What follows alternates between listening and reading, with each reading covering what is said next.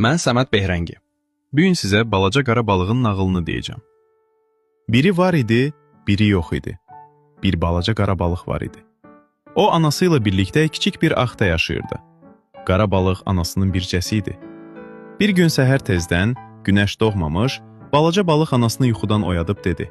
Anaca, sənə bir neçə kəlmə sözüm var. Sən də vaxt tapdın. Danışmağı sonraya saxla. Yox anacan, mən daha belə gəzməyi istəmirəm. Gərək buradan gedəm. Axı ala-qaranlıqdan hara getmək istəyirsən? İstəyirəm gedim görüm, harda qurtulur. Buradan uzaqlaşmaq və başqa dünyalarda nələr olduğunu bilmək istəyirəm. Balacan, dəli olubsan? Dünya, o başqa dünya nə deməkdir? Dünya elə bu dünyadır ki, biz yaşayırıq.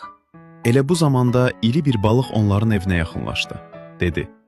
Qonşu, uşaqla nəyin üstündə belə bəhsə girmisən? Ana balıq qonşunun səsini eşidib cavab verdi. Gör bu cırtdan haralara getmək istəyir. Hey deyir ki, istəyirəm gedim görüm dünyada nələr olur. Qonşu dedi. Balaca, de görüm, sən nə vaxtdan belə filsuf alim olmusan ki, bizim xəbərimiz yoxdur? Xanım, istəmirəm ki, bir də gözümü açanda görüm, sizin kimi qocalmışam, özü də göz qulaqları bağlı balıqlar kimi qalmışam.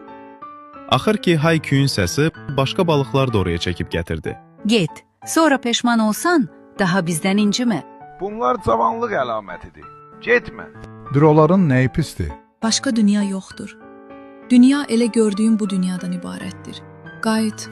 Balaca qara balıq bu sözlərə baxmayaraq, yeni dünyaları tanımaq üçün yola çıxdı. Nağılın ikinci bölümünü gözləyin.